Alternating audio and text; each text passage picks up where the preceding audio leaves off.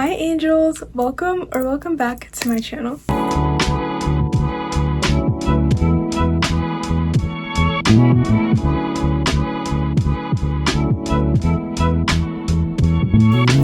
When I was around 11 years old, I watched Total Drama for the first time. Since then, it has been my all-time favorite show. From the eliminations in every episode to the big cast of characters, there's a lot to love. But one thing that definitely sticks out the most is the couples/ships in the show. Since there are so many characters, there are a lot of ships. Some of them are really cute and some of them not so much. And I have a lot of opinions about them, so I thought it'd be nice to share them all with you. So I'm gonna be ranking different couples in Total Drama, and I'm only gonna be doing canon ships, so couples that actually were together during the show. And characters from the first gen cast. So the characters from season 1 to season 3, and the characters from the first gen cast that are in season 5. Okay, for my tier list, I try to keep it like Total Drama themed. So my S tier, which is gonna be like the best ships, the best, my favorite, amazing, wonderful, that's gonna be $1 million because that's the prize money for winning Total Drama. I think it might be a little bit less in season 1, but then they like raise it, so yeah. Then for the tier underneath that, it's gonna be Final 2, which refers to the final 2 contestants that make it to the end of the show. This is gonna be for the ships that are still really good, that I still really like, but maybe just like a little bit less than the top one. Then for my next tier, we have not losing, but not winning either.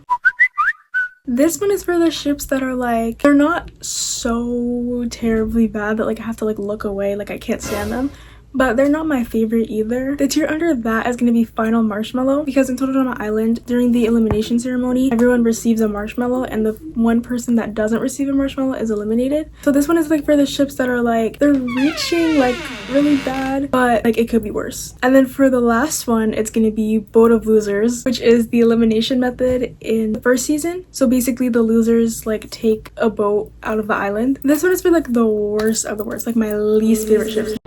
This couple met in season 1, and their trope is friends to lovers. Each character in Total Drama is based off of a specific stereotype, so I'm gonna explain each of the characters in each of the ships based on like their stereotypes and like their personalities through the season. So for Gwen, she's like the stereotypical like goth girl loner, and Trent is like the cool guy who like gets along with everyone. He's the type of guy to pull out a guitar like around a campfire.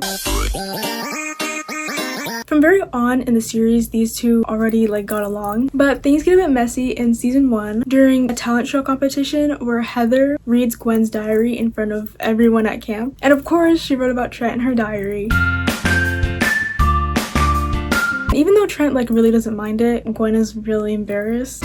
But it gets sorted out and they become friendly again. Then in episode 6 of season 1, they have their first kiss, which Heather happens to see, and she's not having it at all because according to her, everyone knows that boyfriend-girlfriend is just another way to say a lion. So Heather gets this amazing, wonderful idea to manipulate Trent into thinking that Gwen hates him, and in the process manipulating him into kissing her. Gwen sees them and thinks that they actually like each other. And then everyone else on the island thinks that Trent is a liar and a cheater, and the truth about him being manipulated is only revealed once he's voted out of the game. And then in the last episode of season 1, Gwen and Owen make it to the final 2. Trent sees this as the perfect opportunity to try to win Gwen's trust back, and then by the end of that episode, they're officially dating. They stay together for like the beginning of season 2 until it seems like Trent is kind of like becoming obsessed with Gwen, and he's throwing challenges for her, and she's kind of uncomfortable by this because she wants to win because like she's actually like putting in the effort to win and not because her boyfriend is purposely losing so that she'll win. So eventually Gwen decides to break up with him. Now for this couple, I think they're like one of like the better couples in Total Drama. I personally really like them together, and I think it's just like a Total Drama thing. It's really just like a universal thing that they do with like all their characters, where like as the show goes on, they like progressively get like, it's like the writers start like giving up, and I feel like Trent was definitely a victim of that. And they're like also one of the couples that have like the least amount of drama. The drama that they have is mostly because like of other people, like Heather. 4 letters in your name, 5 letters in Trent's. Put them together and you get 9! You can't be doing everything 9 times just for me. So I'm gonna put them in final 2. I'm gonna say that their trope is like forbidden love kind of because they're on different teams. Lindsay is the stereotypical dumb blonde, and she's also known as like the prettiest girl at camp. And for Tyler, he's the dumb jock and he really loves sports, but he's also like really bad at them. These two also seem to like each other pretty early into the show. Like season 1 episode 1 is their first interaction. There's a roach in Lindsay's team's cabin, and like most of the characters like come into the cabin, they're like all freaking out, and then Duncan ends up killing it. And then Tyler tells Lindsay to let him know if anything like that ever happens again, because he can do that too. And then since they're not on the same team, they kind of don't have like a lot of interactions, but a lot of the interactions that they do have are them kind of like sneaking around and like being secretive about their relationship, because Heather, who's like also like kind of friends with Lindsay and they're also in alliance with each other, really doesn't want Lindsay to be dating Tyler because he's on a different team. And then Tyler's eliminated in episode 7, and then I'm pretty sure it's by Total Drama Island, which is like the series special episode in between season 1 and season 2. Lindsay like forgets who Tyler is, and it's kind of like a thing in the show where like she has trouble remembering people's names. She spends like the rest of their like relationship like trying to figure out who Tyler is. For Lindsay and Tyler, I think that they're pretty cute together. I think that their like personalities like go well together, like they complement each other, but also like they don't have that many interactions, and Lindsay like forgets who Tyler is. So that's why I'm putting them in not losing but not winning either. These two met in season 1, and their trope is enemies to lovers. Courtney is depicted as this competitive rule follower, good girl type of thing. Whereas Duncan is depicted as this like juvenile delinquent, criminal, bad guy rule follower. No, rule breaker. At the beginning of season 1, they both don't like each other, and because of their differences, they tend to clash a lot. Oh, and why should I help you, darling? Because I can personally guarantee you that if we lose this game, you'll be the one going home, darling. But then as the season goes on, Duncan kind of like starts flirting with Courtney, but then Courtney's like, Ew, you're disgusting. says that she hates him, even though that's not really true. And then season 1, episode 12 is really when their relationship actually starts. The episode is mainly focused on them, and it happens to be my favorite episode. And at the end of the episode, they have their first kiss. And then throughout the rest of the show, they kind of have like an on and off again, like toxic. A lot of people say they're toxic, and I know they're toxic, but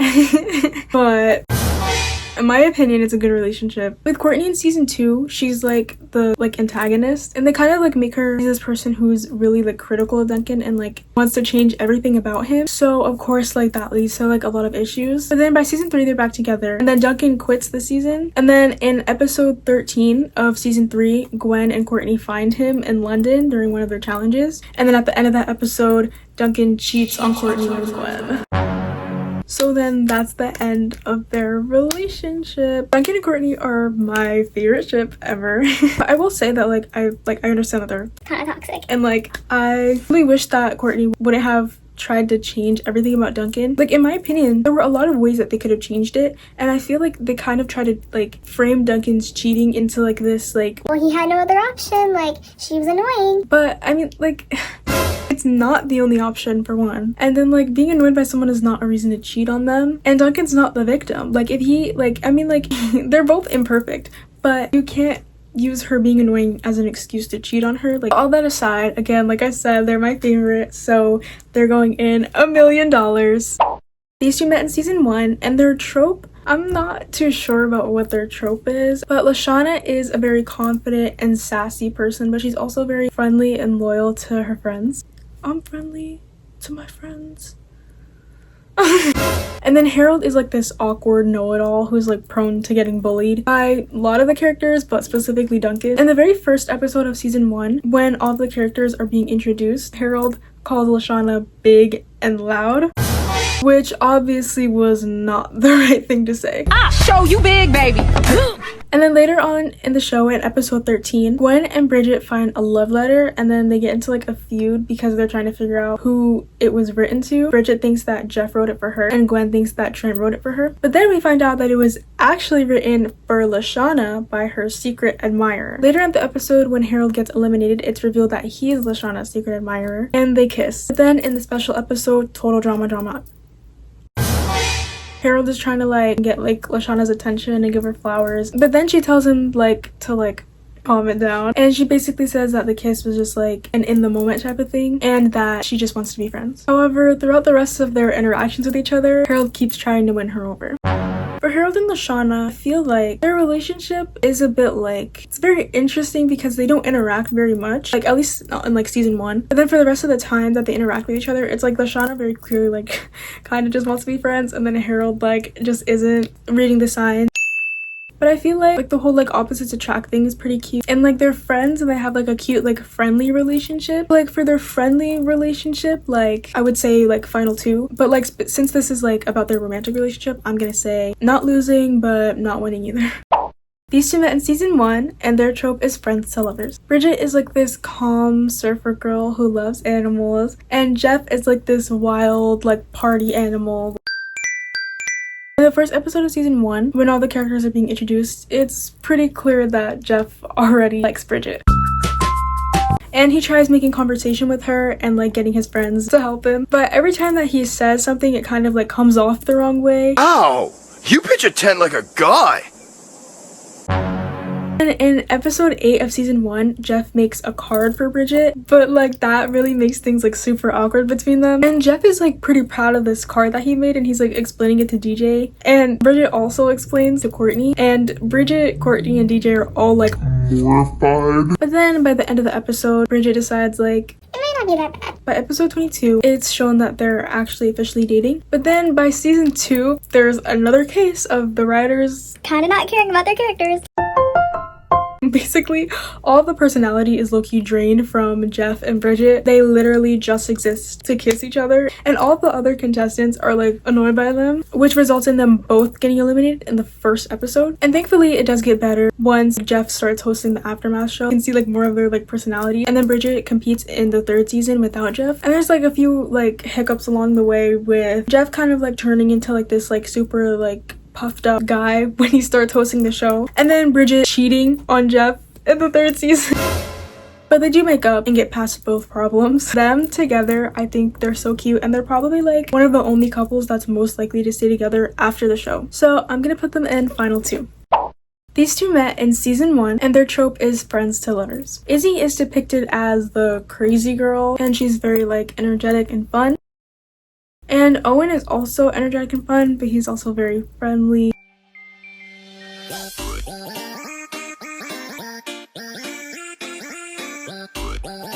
But then in the same episode, there's a killer on the loose. It's part of the challenge. The killer's actually Chef. Owen and Izzy are like in the woods together, and then the killer like comes to get them. And then Owen leaves Izzy with the killer. And Izzy's like really upset about this, obviously. But by season 2, the couple are officially together. In one of the episodes, the plane crashes onto Owen and Izzy, and like they survive, but like there's like a lot of injuries and stuff. But this plane crash results in Izzy becoming like this like super intelligent like version of herself. And then Izzy decides to break up with Owen because according to her, they're incompatible. I don't really have too many like strong feelings or opinions about them. I think their relationship is pretty confusing, and I feel like they would have like worked out, but like because of how like inconsistent and like out there Izzy is, like it kind of just ended up not working out. And I personally don't like them as much as the other couples that I put in not losing but not losing, not winning either. Not losing, but okay, I don't I personally don't like them as much as the other couples that I talked about. Do I like Tyler and Lindsay more than Owen and Izzy? Do I? I mean, I'm already here, the damage is done. So I'm gonna put them in final marshmallow. These two meet in season 3, and their trope is enemies to lovers. Heather is the main antagonist of season 1, and she's depicted as this manipulative, kind of like Regina George-esque person. And Alejandro is basically kind of like the male version of her, but he uses like his good looks to manipulate people. And he is the main antagonist of season 3. His like whole like strategy basically is to get all of the girls to like be like so Infatuated with him that they're kind of like distracted from the actual game. But the master manipulator herself can see right through his facade because she's played these games before. Throughout the season, she's very suspicious of him, and they're also both kind of like trying to manipulate each other and like deny their feelings for each other. And then Heather and Alejandro make it to the final 2. So the final episode of season 3 is a challenge where they have to make these dolls and then throw it into this volcano. Once Alejandro gets there, Heather makes it not too shortly after and acts like really like sad, which results in them confessing their love to each other and kissing. But then Heather was just giving Alejandro a taste of his own medicine, and that was all part of her plan, so that she could manipulate him and throw him off of his game, and it worked, resulting in her winning this season. Now, Total Drama has different winners for different countries, but for the United States and Canada and a few other countries, Heather wins. But then that's not the end of the story, because it continues in season 5. They're back at like pretending they don't like each other and trying to manipulate each other and getting each other off the game while like pretending they don't like each other and like, you know, that good feelings for each other, but then they're still but they end up getting voted out, but then they're brought back for the very last episode and they have to help some of the finalists in the challenge that they're doing. And Chris makes it very clear to them, like, you're not gonna win the money, you're helping other people win the money. But they don't care because they have each other and it's revealed that they're dating. And then later in the episode, Chris gets like really annoyed. Oh, Chris is the host. I feel like I should have said this first. So he gets like really annoyed because all the characters are like happy and like in love and friends with each other. And then he decides to tell everyone, like, whoever makes it to the end of the challenge will get the money. Like, it doesn't matter who it is. So then that results in Heather and Alejandro becoming competitive again. And then they're competing against each other for the money that they didn't care about. I'm gonna try to not be biased in this ranking because I personally really don't like Alejandro. I think they are truly perfect for each other. I mean, like, there's no one else better for Heather and there's no one else better for Alejandro. But they're also like super toxic. Like, they can't like let go of like their pride and like just admit they like each other. Like One person has to be better than the other. And in my opinion, that's just a bit exhausting. So I do like them together and I do like them. Do I like them more than Odie and Izzy? I do. I'm gonna put them in not losing but not winning either. So these two met in season 1 and their trope is friends to love. Their friendship kind of gets started in season 1 episode 21 during the killer challenge, where we find out that they both really like horror movies, and judging by their interests and the way they dress, it's pretty clear that they have a lot in common. Season 2, their friendship grows a bit more because they're on the same team. So at the beginning of season 2, it's pretty clear that Trent, who she's still dating at this point, is kind of jealous of their friendship. But also Duncan is still obsessed with Courtney. As Gwen says, he literally sleeps with a picture of her under his pillow. And of course Gwen is dating Trent, so They don't like each other. So there's rumors circulating that Duncan and Gwen like each other, and they're discussed in one of the aftermath episodes, so Courtney is like really not happy about this. And then in the special episode Celebrity Manhunt, which is the special in between seasons 2 and 3, we can kind of like clearly tell that Gwen is developing feelings for Duncan, and by season 3 she can't really hide it anymore. Then it's clear in season 3 episode 1 that Duncan is kind of like getting a bit annoyed with Courtney. So like I mentioned before, after finding Duncan in London, Duncan and Gwen have their first kiss while Courtney and Duncan are still together. I don't really know like if anybody genuinely believes that they weren't together when they kissed, because it was pretty clear. But in season 5, Gwen claims that Courtney and Duncan weren't dating when Duncan and Gwen kissed. And then they're dating each other until season 5, where it's clear that Duncan still has feelings for Courtney. Don't mind the way this clip looks or anything, okay? But one thing that I've been trying to understand while editing this video is, at what point in time did Duncan start liking Gwen? Because obviously he liked her as a friend at first, and then at the beginning of season 3, he's dating Courtney. There's no like hint that he might be in love with Gwen at all. Then he quits the show, so he's gone for like 12 episodes. He comes back for the 13th episode, and then he tells Gwen that he was thinking about her the whole time. He asks Gwen if Courtney has said anything about him to her, even though Duncan and Gwen are dating at this point. So it's kind of weird. And he's like hoping that Courtney's watching when he kisses Gwen on the cheek. And he also hopes that Courtney's using another character, Scott, to make him jealous. My thing with Duncan and Gwen is that I get the thing of them like making sense together because they're similar. When comparing Gwencan to Duncney, like I just feel like it's just not a fair comparison, because the whole point of Duncney is the fact that Duncan and Courtney are different from each other, and it just didn't make very much sense for him to cheat on Courtney if he was still going to be in love with her. I mean, like, if it happened in any other way, like if Duncan and Courtney like broke up and then Duncan got with Gwen, that'd be one thing, but that's not what happened. But I also kind of just like don't really like them together. I like Gwen and Trent, and I like Duncan and Courtney, and I do like Duncan and Gwen as friends. Like I feel like them being friends should have been enough. Like it's okay to have a girl and guy friendship where there's just platonic feelings. This is my least favorite couple of Total Drama, and they are going in the boat of losers. These two met in season 5, and as for their trope, I don't really know what their trope is really supposed to be. I have a feeling the show is going for like enemies to lovers. Like I have a feeling they were kind of trying to like not like recreate, but kind of like taking inspiration from like the Duncan and Courtney like opposites attract, enemies to lovers type of thing. So Scott was the main antagonist of season 4, and he grew up on a farm, and he's like kind of like mischievous. It's also implied that like he doesn't have very good hygiene, like he like stinks and like doesn't wash his feet. They kind of like do it like as a joke in the show, but That's disgusting. So Duncan and Courtney switch teams because like Chris randomly decides to switch them because of like different things that happened during one of the challenges. Like before this, they weren't really interacting with each other, but now they are because they're on the same team. But Courtney doesn't like Scott because he's weird and stinky. But it's pretty clear that Scott likes her, like, automatically.